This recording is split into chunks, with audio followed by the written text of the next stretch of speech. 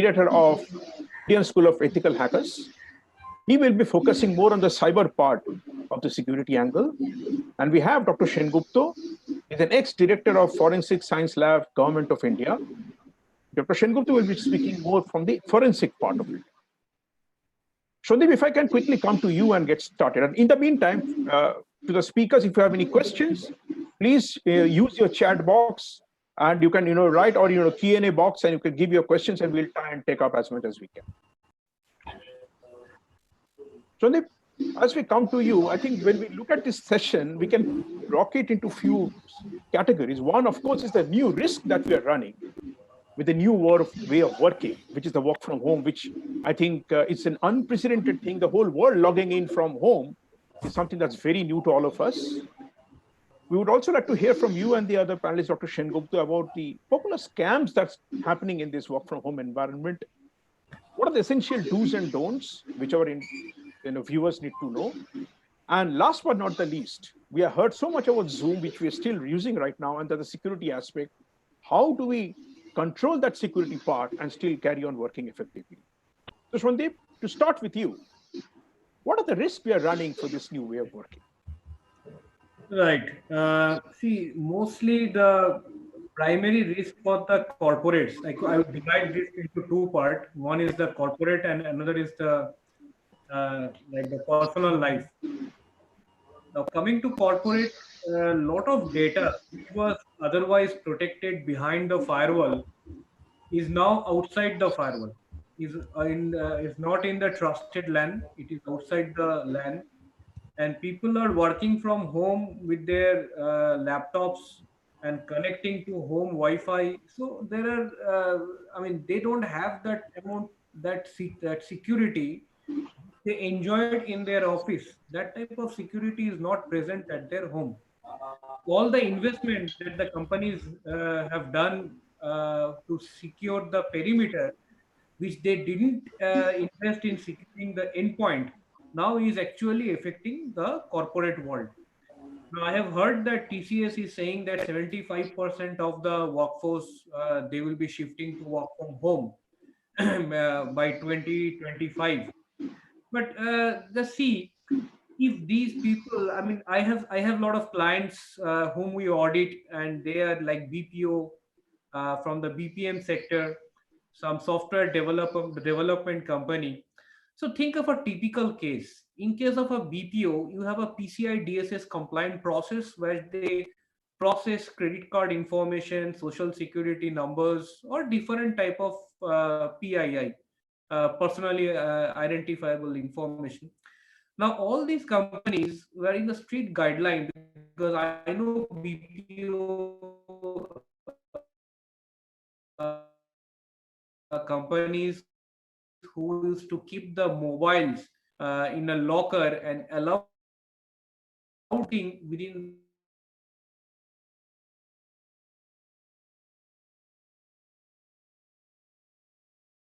that close.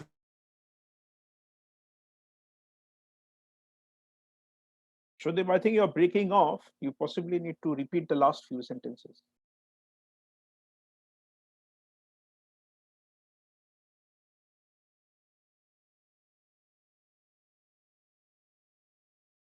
I think Mr. Sengupta's audio is a little unstable.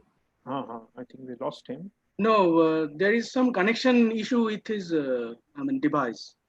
With his device? Yeah. Because his video is also not streaming. Yes. So there is a connectivity issue. Okay.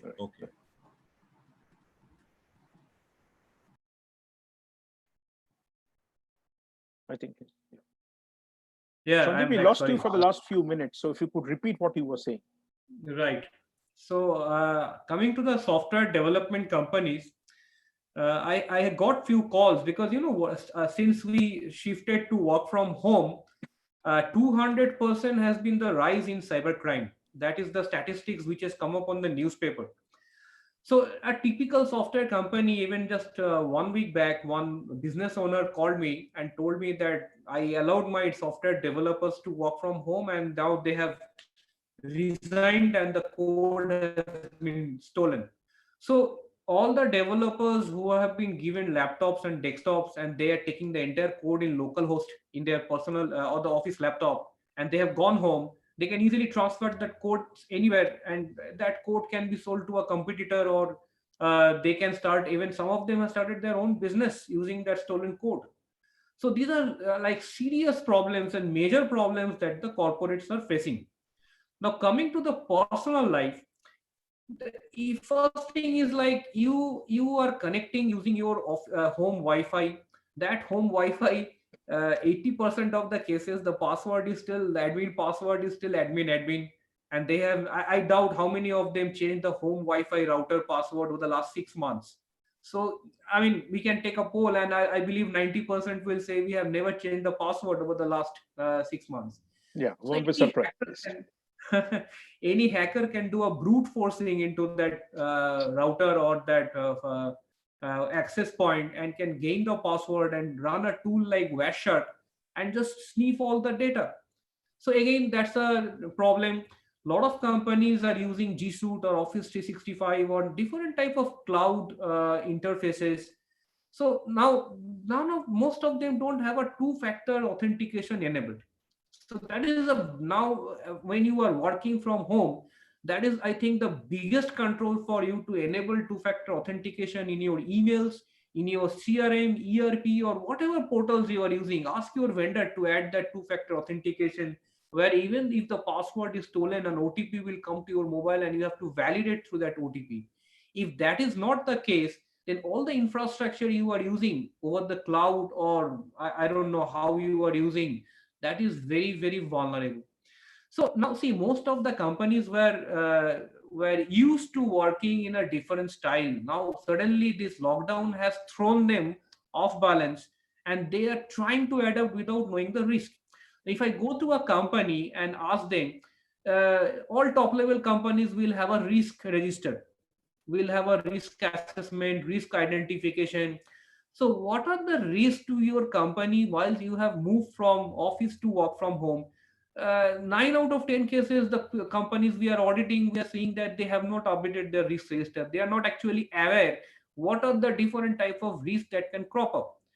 Very, very good example. Like now is the right time to tell the employees what are the security do and don'ts.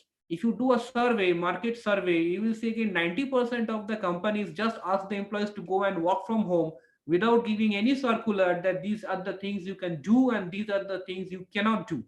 Otherwise, these employees may not be techie, like they have a finance guys, HR, admin, even the BPO guys. They are not necessarily techies. So if these guys are asked to work from home without actually given a policy or a guideline about what should be the ideal do and don'ts, I mean, disaster is bound to happen, and you cannot blame these people. And they can come back to you and tell you that you never told me what I should do and shouldn't do. So it's a complete mess out there. Absolutely, Shondeep. And we will come back to you for the mitigation part, and the do's and the don'ts is very important, especially for a lot of companies who can't afford the more robust infrastructure. We have to think of the small and medium enterprises who are struggling as far as the cybersecurity is concerned. Of course, the larger ones have their own protocol and they're using their VPNs, etc. But what can we do for the small and medium enterprises, the startups? We'll come to you for that. Dr. Sengupta, first of all, I'm curious. If you could explain a little bit about what is this forensic security that we are talking about, and how that forensic security part has an impact in the work from home environment. I think a lot of the viewers are not very clear about what is this forensic part. Sir, you have to unmute yourself. I think you're on a mute mode. Suman, I think if you can unmute Dr. Sengupta. Yeah. Hello. Okay. Hello. Hello. Yeah. Hello. So we Do can you hear hear me? Yes. Hello. Hello. Yes, so we can hear you. Okay. So yeah, we can hear you. Forensic is basically related to law, but it is not law abiding or just maintaining the law. When a law is violated, and by doing anything which you should not do, or undoing thing which you should not, which you should do, then the matter appears as the violation of law, and that is to be proved. How it is proved? And it is to be proved by the systemic analysis of the scenario. Scenario may be any crime scenario. It may be at the present moment due to the generation of new crime, that is the cyber crime and other crime zone, and the stability itself of the system.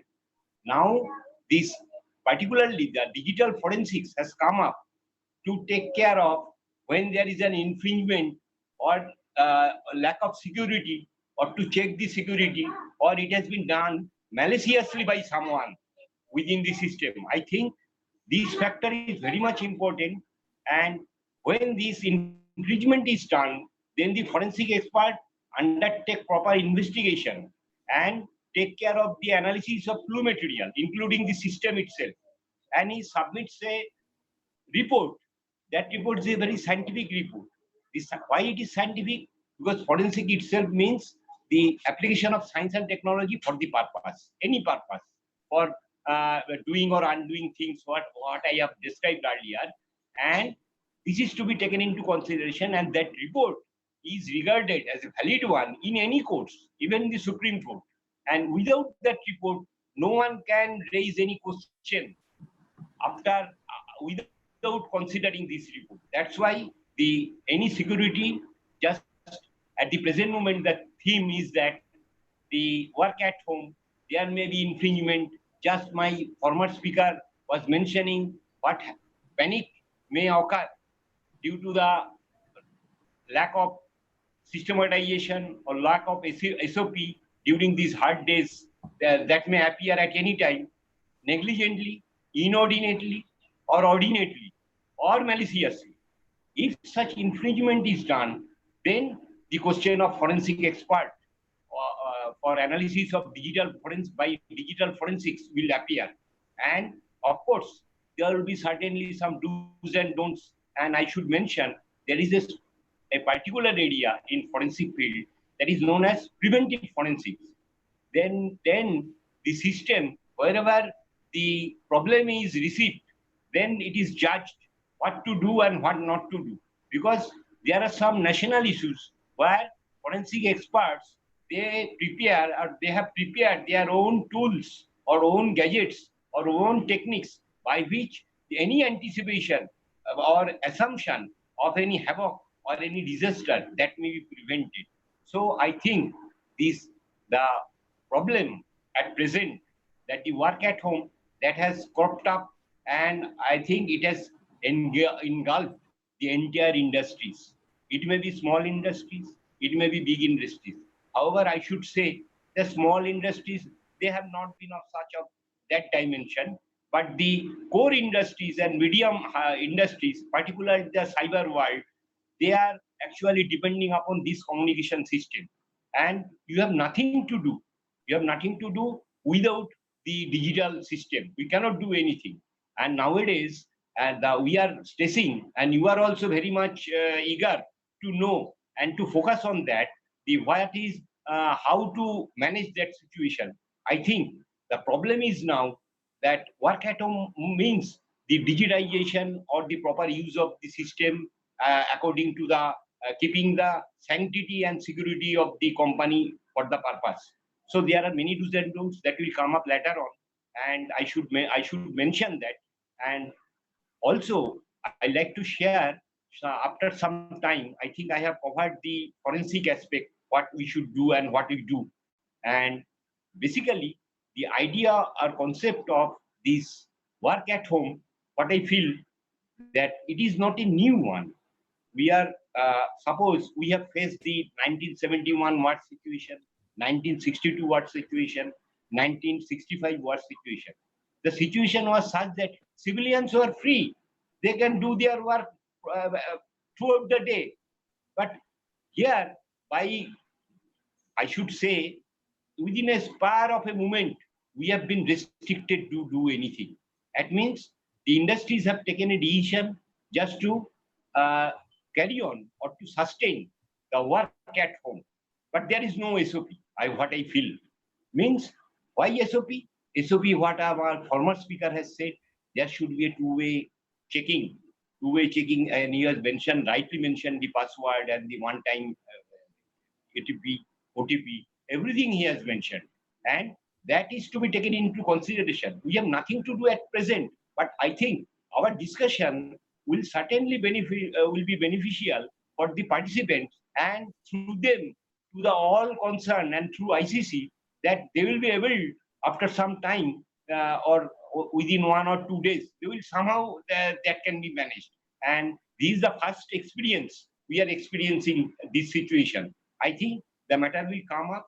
Problem is, every problem has a solution. What I feel, it may be a problem at present, but it will not be a problem not reaching for solution. That is my own opinion, and I will find some time to discuss other things regarding the what one should do. That do's and don'ts will certainly come. And there are 3 factors to consideration. Not only the digital aspects, the psychological aspect. What, as my past experiences go, that depending on different cases, the psychology play a major factor, and it will be more crucial in case of working at home. I am to explain that. Thank you, sir. I think that the work at home is not a new concept. It was a very partial and close corporation when the top executives often work at home, because due to some factors, that they may attend a seminar, they may attend a deputy as an emissary on behalf of the government of India or government of our state. They are to give the representation to the Chamber of Commerce. They have to carry out work. And these are very top jet set executives they are doing. It's a long-standing practice. It is nothing new to them. But what they are doing their own work. And after coming back, they are managing everything with the next man, with discussing with the next man, the detailing, they are managing that. But here man-to-man connection should be there for working at home from grassroots level in the communication system from the ground to the top. And it is very easy to say that communication is a very tough. Communication means ground to the top level. There are intermediary management. In case of core industries, there will be a lower management level, there will be a medium management level, there will be upper management level. And at that top, there will be a CEO. And sometimes the workman or the technical man, they are very crucial to take part during the crisis. So SOP, what I feel that, I think that will come up in the discussion, if there is a chance that may be discussed, that an SOP shall have to be prepared. And what I am telling, that it is psychological, and you will certainly realize that working at home, what is working at home? We are supposed to work under the industrial environment, taking care of my home as the industrial environment. That is, but the home environment can't be compatible with the working place environment. Suppose like our home, our workplace is also another home. So the situation is very different. At a workplace, in our workplace, we interact. When there is a problem, we can interact. When there is a problem with the digital system, we can consult.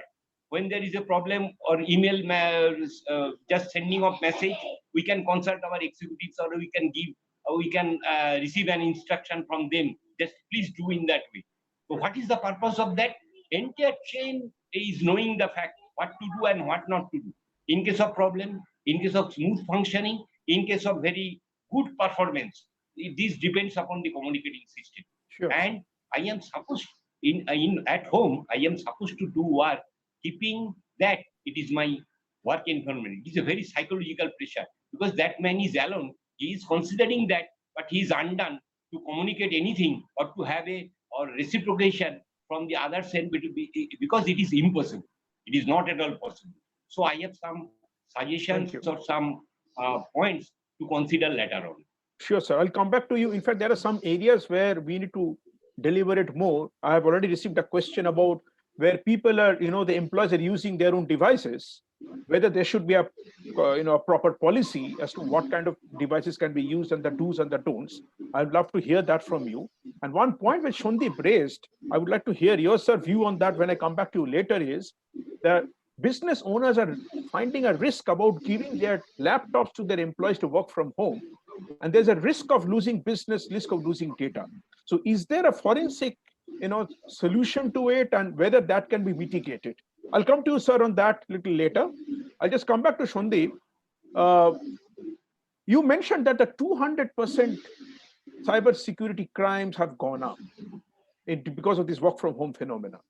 Would love to hear some of the scams that's happening right now, what has come to your notice, and can you really alert our people to be careful from some of those incidents? Okay. So, see, most of the attacks, I will broadly divide the attack into two parts.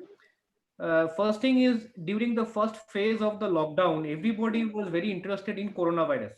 And we have a habit of forwarding links and PDF and videos to all our friends. Like that is the first thing we do in the morning since we get up until afternoon. I think the good morning messages get forwarded. So what happens? Some of the links like coronavirus map. I will give you one example: coronavirus map, and there are a huge list of new sites which are coming up every day. So this particular link, coronavirusmap.com, is very harmless. But if you click over there, immediately a malware will be dropped in your laptop or desktop or mobile, and it can infect the operating system. Now, looking at a particular link, you will not understand whether that video or PDF or MS Word file or that particular link has a malware or not. But people are forwarding these links, and a lot of mobiles are getting infected by these viral videos or these viral links. Second point, people started downloading apps like COVID information app. There was an app called COVID Info app. Now this was nothing but a ransomware. So what happened? The moment you install that app, they will lock your screen and then they will ask you for money. So people started downloading random links and installing random apps without understanding the consequences, and this was the first level of attack. The second level of attack started from purchasing mask. Now again, the mask has become mandatory, and every company is trying to purchase mask in bulk order. Now, at the first lockdown, first phase of the lockdown, the mask was not readily available, and a lot of fake sites came up, which were nothing but fraud sites, and they were selling masks. So, a lot of companies have put an order of bulk level order of mask on those fake e-commerce site, and they lost a lot of money. Recently, people are losing money because a lot of sites that have come up which are selling alcohol, but they are basically fake sites. The people are putting the orders and losing money. So I would say that the first level, that people should not have clicked on the links. The only link that should be consultant are the government link, the one which counts as the .gov.in. And no app is necessary other than the app which has been prescribed by the government. And if you want to purchase on a particular e-commerce site, always go for COD, cash on delivery, if not a very reputed known site. Even reputed sites, they have duplicated with a different URL. And the biggest challenge, if you actually see through your mobile, within that small screen, it is very difficult to identify whether the URL is correct or wrong, whether it's a fake URL or wrong. So again, you must check whether it's a HTTPS or not, because most of the fake sites we have seen that start with HTTP. Now come to the third level of scam. The third level of scam started from bank EMI deferring. So the moment the bank came up and said that you can defer the EMI for 3 months, lot of calls started coming that, sir, I'm calling from the bank customer support or the relationship manager, and if you want to defer your EMI, you can fill up this form, or you can give us this information. So that way, a lot of information like mobile number, address, and this personal information went to the marketing people. And in some cases, people also lost their PIN number, OTP. In some cases, they even give their password, and they lost a lot of money. So that was the third level of scam we started. Similar scam happened with the medicines. with the different things like which is available can happen with your even food order. Lot of SMS came from like Zomato with a link to TeamViewer. So the moment people clicked over there, ordinary people don't know what is a TeamViewer or an any desk software. It's otherwise a very harmless software, but if not properly used, then it can become a remote desktop tool to your mobiles or to your laptop desktop. So the moment they clicked on that link and installed that remote desktop software, hackers got full control of the mobile. So people who have now gone out of the office protection, they actually do not know what to do, what not to do. And immediately it became a paradise for the hackers, or the bad hackers. I would not say ethical hackers, the black hat hackers. And everybody took advantage of this lockdown situation. As Dr. Sengupta said, it's also a psychological issue. Now that is very interesting. A lot of people started downloading games in their mobile once the lockdown started. Now this random game, astrology software, TikTok, or I don't know what type level of software they are randomly installing in their mobiles. They have given permission to their webcam, to their microphone, even to their SMS. So if an app has been given access to the SMS, basically I'm handing over my bank OTP to these guys. And these apps are not like very much tested apps. So even if you see on Google App Store and in the other Play Store, you will see that some of the apps are nothing but malware. Even Google has admitted that they're removing these apps as soon as they're detecting it, but by that time the damage is done. So due to their boredom, lot of people have started downloading these applications into their mobile, and you know the mobile game that playing games on mobile has gone up almost exponentially. So this is doing a lot of damage to their personal devices, and if that same device is used for office work, then that can bring a lot of trouble to the company. Absolutely scary, Shundeep. I mean, whatever you are saying, I mean, I was trying to relate to a lot of us, and I think many of us have been doing this without even knowing the consequences. You know, in the official environment, we have a service center which has access control. We have people walking around. We have IPs. We have restrictions. People cannot access sites. But the moment you're doing it at home, how do you control? Everything is up there for just to be grabbed. So one Yeah. point, Shundeep, you raised was that when people are working at home, and when they're downloading these apps, how do I know which to do and which not to do? As a layman, I mean, I have been working on a particular process. I've been working on a regular way. My friend sends me an app. I think it's wonderful. It is informative. How do I know that I should not? Is there a tip which people can know? Well, to be honest, the golden rule is that if I can live without an app, if my life can go on without an app, it is best to remain not install that app in my mobile. But if I think that this app is very much important for my life and for my living, I must check that before installing how many reviews and ratings have been given for that app when I go to the Play Okay. Store and App Store. This is the first checking, the first flag, that Okay. how many ratings and reviews. Any popular app which is used by multiple people must have at least 1 million downloads and a good number of ratings. Excellent. That's a good Now, tip. Very good tip. once I check that, once I try to install that app will tell me what type of permission I am accessing from your mobile.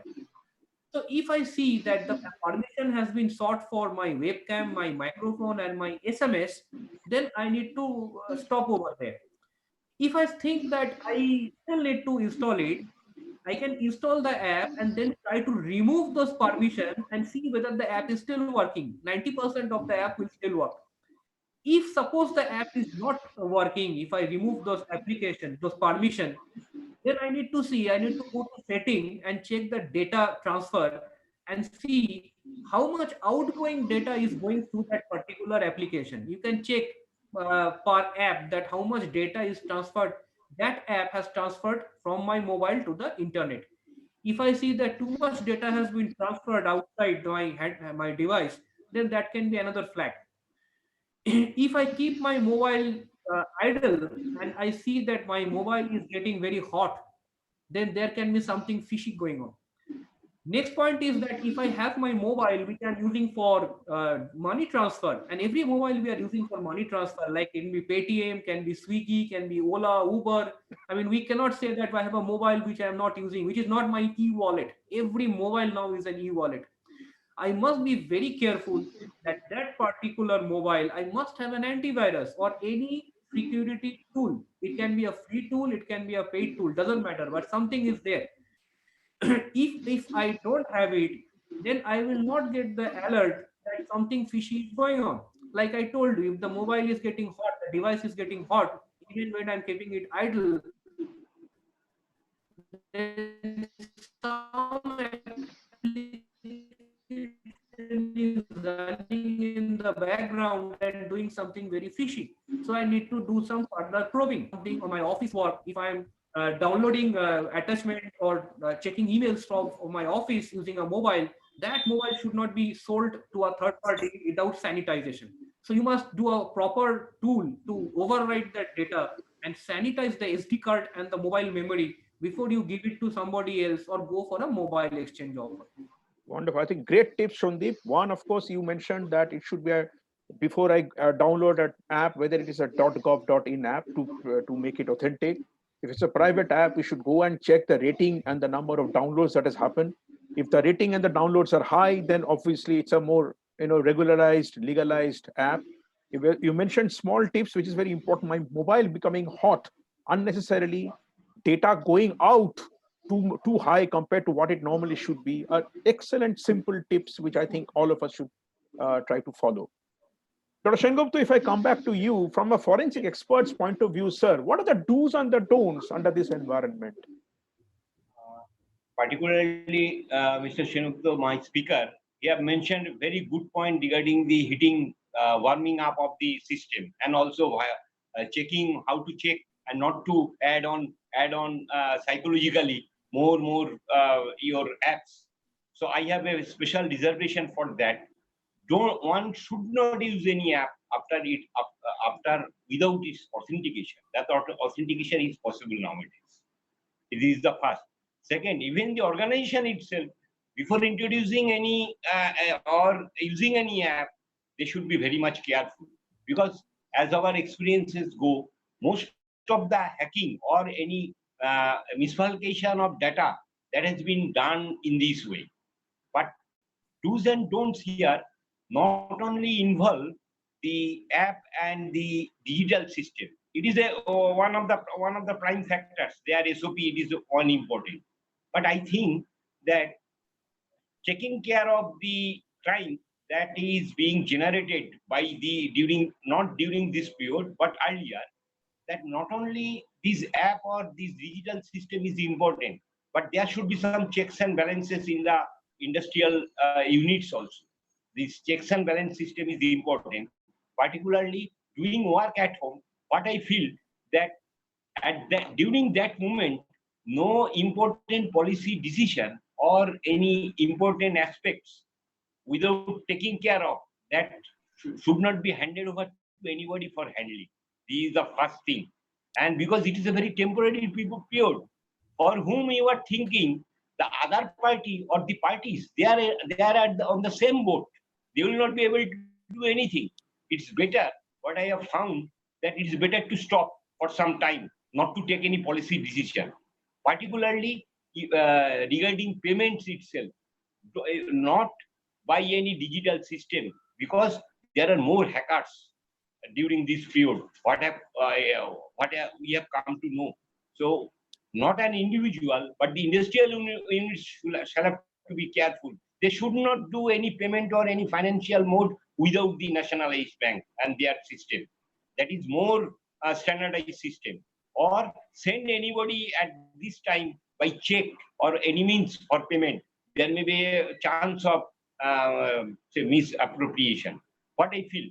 Another thing is that you need not communicate every day with all this stuff, and the system should be such that there is a very core unit. Core unit means CEO or works manager or the chief manager, and below the line one from each sector. They will form a committee or core committee. They will decide for the next 7 days what we shall have to do, or what we have to do. And nobody should be allowed without checking to take their system at home, the office system at home, without checking. Because everyone should not be allowed to take your laptop and other systems, because you decide.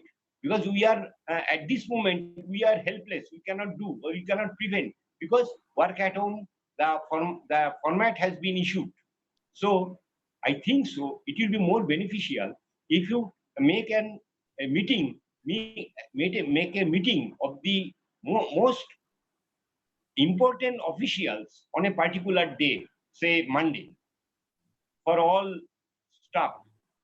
And on Thursday or Friday, you make a meeting, video call, with the most emergent, that is the core committee.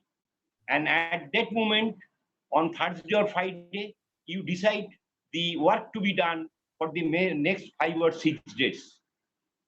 Before that, you do not, please don't assign any work to anybody, because your work for doing thing during the lien period, that will be useless, because the other party not in a position to accept it.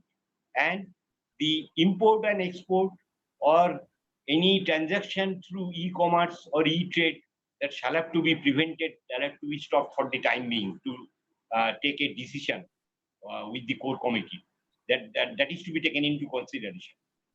Apart from that, very important point, sir. I have a quick question, a follow-up question, which Shondeep said in his opening remark. A lot of our companies, we have been forced to allow our people to take the laptops or sometimes desktops home and to work from their homes.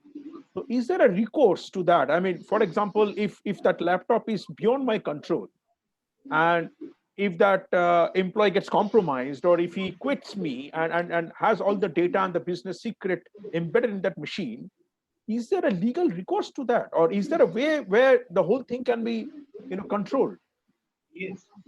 Yes, that can be done. One is that is in your hand.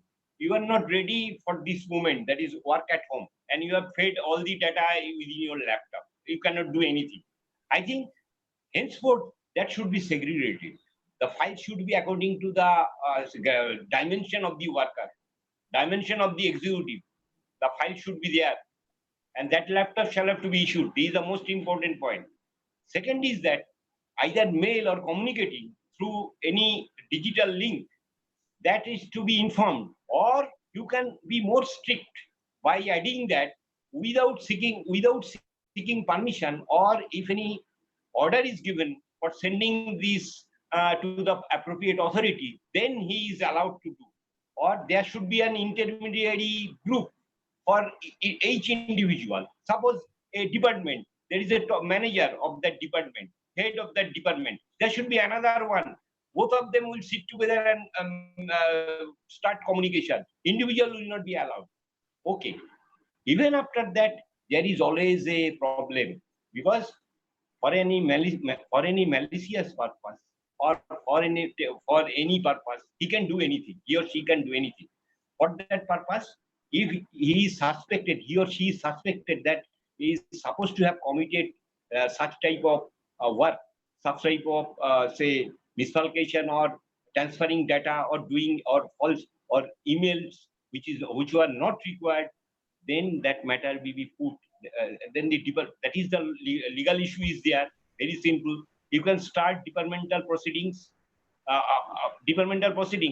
by asking, because at present you have no SOP. You cannot ask, but you can during that 5 or 7 days you can prepare that. Without seeking permission, you cannot do. You have to do these things. And after that, if it is suspected, then he or she may be subjected to interrogation, and or a departmental committee may be formed.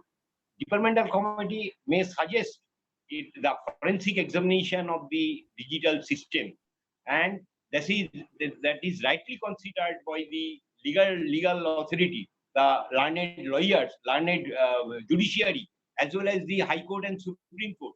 They will allow you to take for undertaking the examination of the system for coding, decoding, or say any some sort of unlawful activities, whether it has been done or not, then that issue will be resolved. That is the only way legally. Otherwise, your any version, your any, say, your finding, that will not be accepted by the court, and you may be challenged at the court. And this is to be taken into consideration by all the chief executives of medium and core industries, that any excess that may be detrimental not only to the organization, that may be detrimental to the individual executive itself nowadays, on the question of violation of human rights, that is to be taken into consideration. Thank you. So it's very reassuring to know that there is a legal recourse to this kind of an incident. In this context, sir, I've got a question from Mr. Pratik Panda, which is somewhat related to what we have been discussing. He wants to know how startups can formulate a bring your own device policy. I think it's extremely important that this bring your own device policy framework is created by all startups. Why only startups? Even mid to large companies who are actually allowing their people to work from home. So is there a way where a policy can be created and all these issues can be plugged in so that the work can be done at a much more peaceful way? Do we have any such policy available anywhere? Can that be, can we create a guide for this, for people who need it?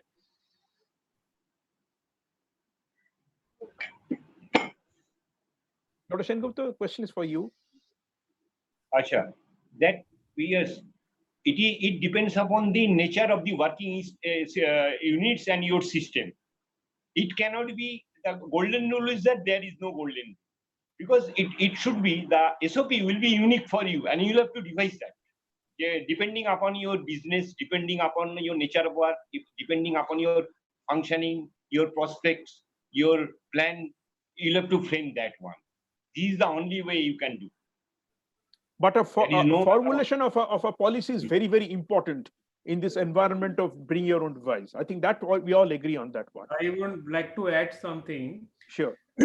See, mostly the people are connecting to two type of devices, either the laptop desktop or the mobiles and tabs. So laptop desktop, I believe this will go into the cloud mode and the thin client mode. So every data, it may be a collaboration Excel sheet, or it can be a software development tool that has to go on desktop on cloud. And because if you take a virtual machine or desktop on cloud, you cannot pull that data into the thin client. So wherever be the person, whatever device he can use, the data will always reside in the central desktop on cloud, which is controlled by the company, and no data can be pulled from there into the thin client. So that is the only way out. Otherwise, it can be a big problem. Now coming to the mobiles and the tabs, they can use MDM, mobile device management. So what will happen? Within the mobile, they will have a segregated, encrypted, secured area where the office data will reside. So data cannot be pulled out of that area into the public area. And if the person leaves the company, that data will get locked over there and he cannot get access to that data.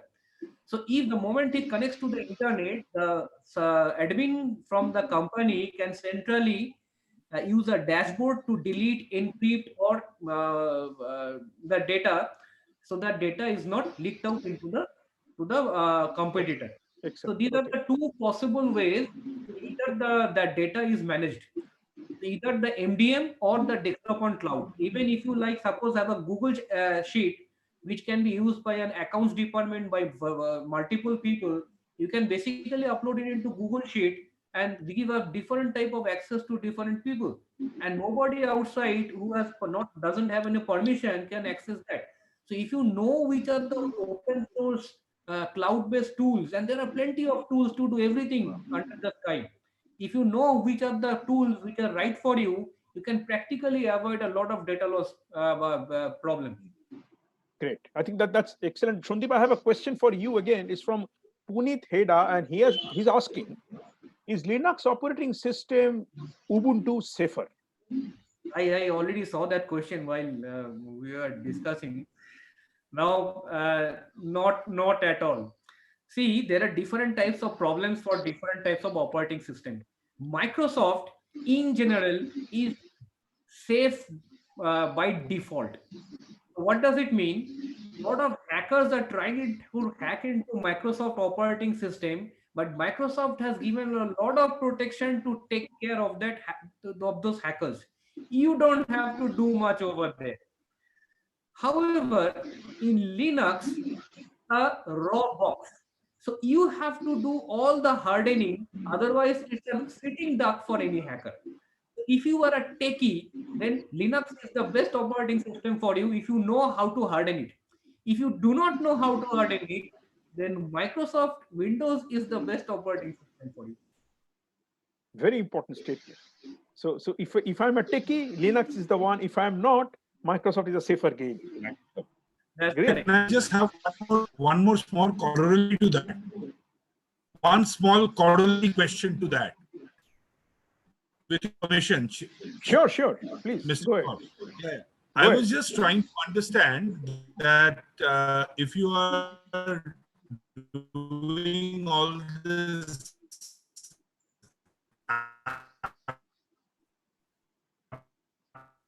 app transactions and app things on your mobile, and do you think this is for Mr. Sandeep Sengupta?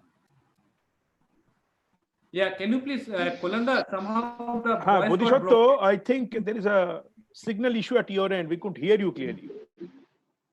Okay. What I was saying is, if you're doing any application or using app on your mobile, do you suggest an iOS platform is better to an Android or vice versa? Or both are same? Okay. No, iOS is definitely more, more secured than Android, because Android is like the Windows and iOS looks like the Mac.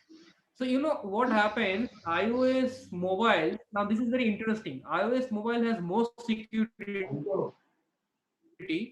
but Android has a little less security because a lot of people are using Android. However, 90% people using Android, 10% people using iOS. But the 10% of iPhone users are controlling 90% of the wealth, while the 90% of the. So if you make a judgment, it is more ROI to attack an iPhone than to attack an Android. You will get, if you rob 1%, you will get more money.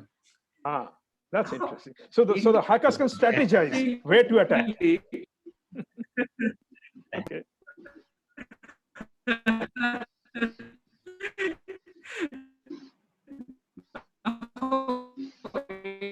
Interestingly, iPhone gives a lot of protection by default, and iPhones are not usually used by the techies or root jailbreak. That usually don't do it. They even hackers.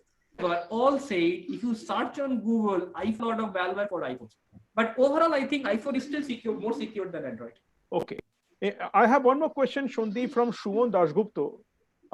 It's a very interesting question, and I've also got surprised with this comment that he made. He says that, is it true that it takes 200 days or more to identify a data phishing or compromise?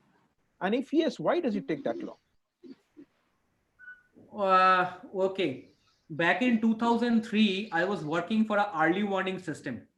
Back in 2003, I was in New Zealand, and early warning system, we used to see, suppose if there is an attack, and attack starts on an OEM, and that leads to a 0-day exploit. Now, whenever there is a problem, you will not come to know about it first. First, there will be few victims. Then it will go to the OEM. OEM will come up with a patch. By that time, more victims are there. And finally, when the solution comes, already at least hundreds of people have lost money. So nothing in this world is detected immediately. It takes some time to detect, because as an early warning service, we used to monitor underground chat services, a lot of at least 3,000 chat services we used to monitor to detect any flag that is talking about any data breach or phishing. Layman user, you will not be able to do it. It's for a B2C mode. It's always for the high level companies in a B2P mode. So what you can do, I have a very good solution for you. If you are using a particular mail service or any corporate service or a hardware or a particular software, you put that as a Google alert and with the keyword exploit or scam.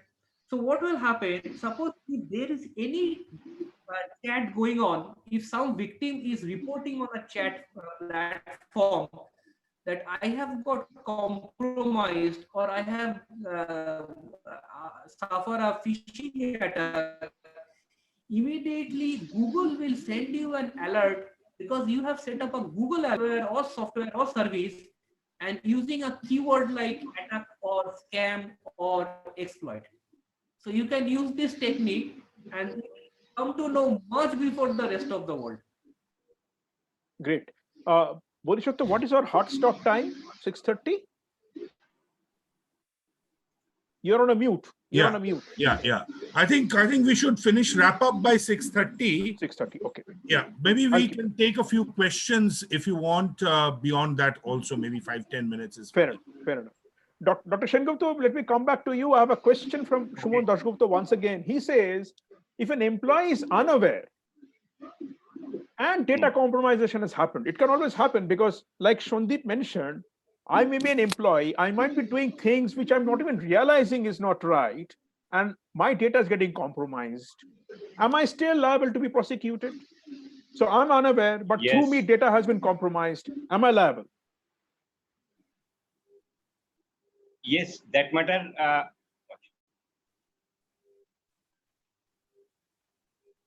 That matter may also be heard and taken into consideration during judicial proceedings. That matter will automatically come because the defense, what we have found, that the defense will always say that my client is innocent, he has not done anything. So it is not the version of the prosecutor or the defense is important. The technical report or the witness or the accused or suspects, he will be called for and questioned. Taking care of all the facts, it will be determined. So the onus of innocence lies on me. I have to prove that I was innocent. Yes, always. Whether you are innocent, whether you are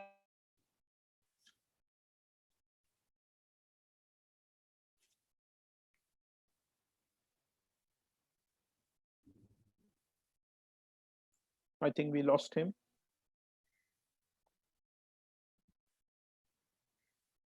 I think there's some network issue. Yes, I think we lost him.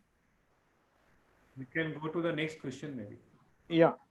So the next question is, Shondeep, I wanted to actually ask this question to you. So again, Suman Dasgupta has asked that question. So I have a mobile phone and I'm stealing data. How can you stop me? There are a lot of software which puts a watermark behind the data, like I'm using an MS Word or a PDF or any type of other tool. So they put a very distinct watermark, very small distinct watermark using the name of the person, like the computer name or something like that, or the login name or the domain name. And whoever tries to capture through mobile is his name comes up in that watermark. So that is a good technique. These are DRM, digital rights management tools. So if you can access those tools and install it, they will use in normal condition, you will not be able to see the watermark. But the moment you take a photo using a phone, that watermark will reveal the identity of the person. And how difficult is it to put that watermark? Is it very technically difficult process? Software based. It is completely software based. These are DRM, digital right management software, and they automatically do it. You don't have to do anything. You normal working condition, you will not be able to see that faint watermark. But the moment somebody captures a photo using mobile, that watermark will come up and reveal. So the moment the employees know that this system is prevalent into the working of the company, they will not even dare to take the photos. Great. Again, Dr. Shengupta, we lost you in the Yes. middle, so I'll just quickly come back. We have heard about things that we should not do. You have mentioned a lot of that. Shondeep has mentioned a lot of that. What are the do's? Important one or two do's which our viewers would learn. Important tools, because Not tools, our tools do's. is We have talked a lot do's. about the don'ts. Do's. Now Do's. let's talk about the do's. Do's One or means two do. strictly do is very simple. You must restrict your, say, exercises during this period at a minimum. That is the main fundamental. That's a main do Is that most you're fun- mentioning. Okay. Shondeep, that is the primary one. great. Shondeep, any important do's? As we have to keep our digital hygiene. I mean, it is the company's responsibility to tell the employees what is the good hygiene, what is bad hygiene, and employees must stick to that. Because if I start talking about the do and don't, it will be more than 500 list, and 630 is not good enough to cover that. I think there is a good question which has come up. Kolanda, you can go into that. Might asked by Puneet Header. Absolutely. In fact, Zoom is there in our agenda. Shondeep, and I'm going to come back to you right now. So if we are done with the do's and the don'ts, I will come back to a burning issue, which is now globally talked about the security of Zoom. Correct. And would love to hear from you. Is Zoom secured? If not, how can we use it in a secured way? Right. So the problem which started with Zoom is that one of their data center is in China. So, and they're using some of the servers which are located in China. So if you are into a government project or confidential project which involves national security, I don't think Zoom is the right software to be used.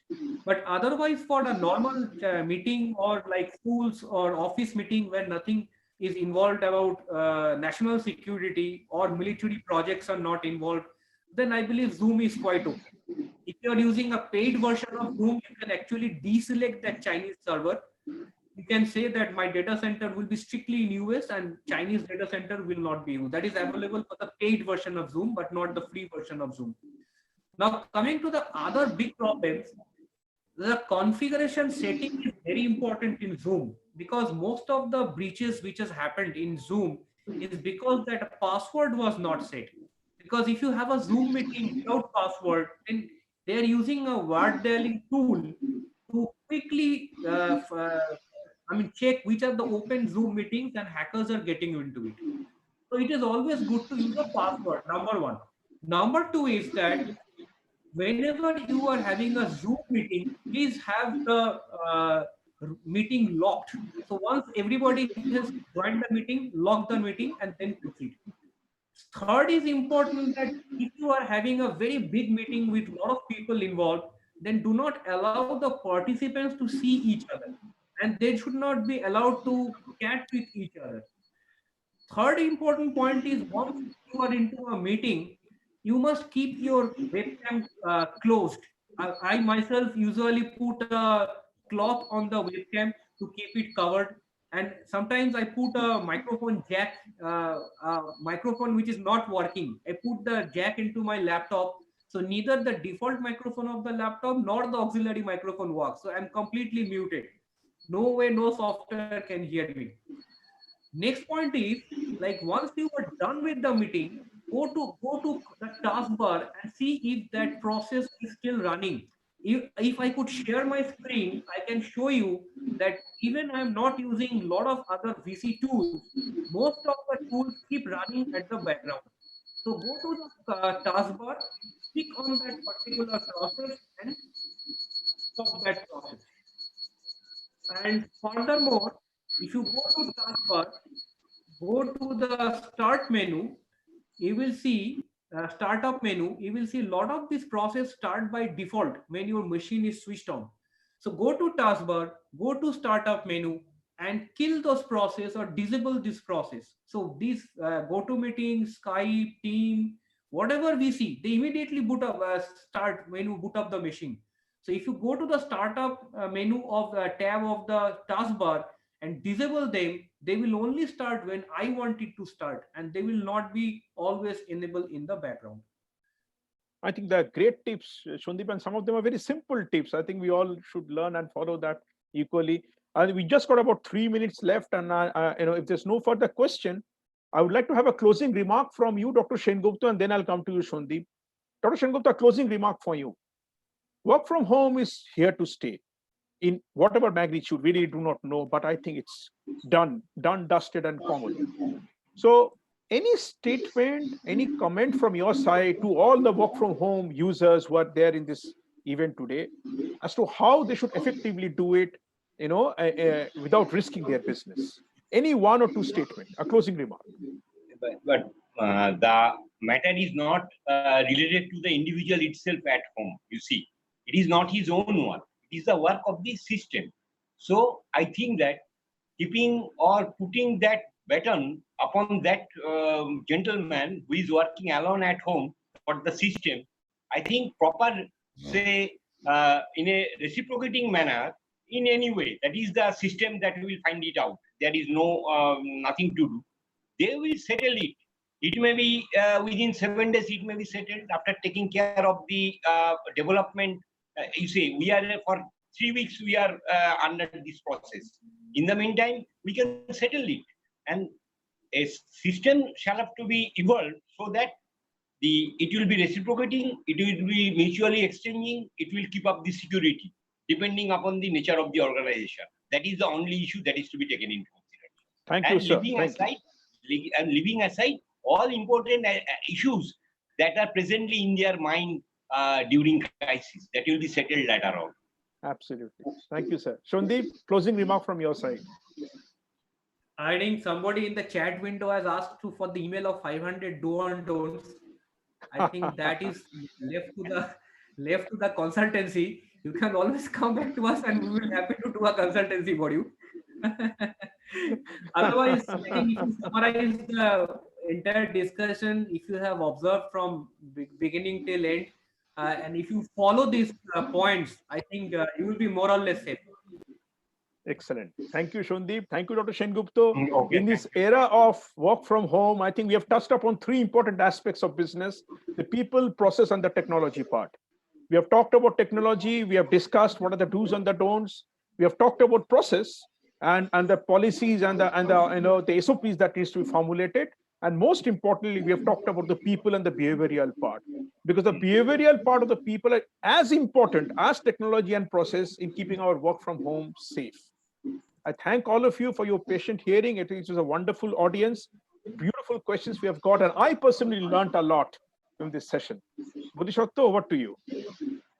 Thank you, Mr. Kaur, and I would also like to thank you for conducting this session so very well.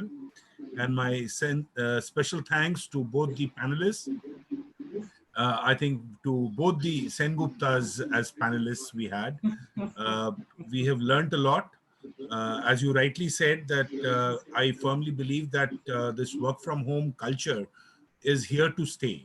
The magnitude we will be able to get, will understand once the lockdown is over, and it will also probably depend from company to company, the nature of business that they are into. But once we have got into this, I think in some magnitude this will remain. So it was, I think, a very educative webinar for most of the attendees, I'm sure, to understand what are the do's and don'ts, which are the ways you will find out, as Mr. Sandeep Sengupta said, that they are got into the risk zone, so one can understand all that. And those are very simple tips. I think overall it was a very educative, informative, and a very engrossing webinar. So on behalf of ICC, I would once again like to thank all of you, the panelists, the moderator, and all the attendees for sparing your precious time and being with us on the Zoom platform. Thank you very much. Thank you. Thank you. Thank you. Thank you. Thank you very much. Very good, sir. Thank you.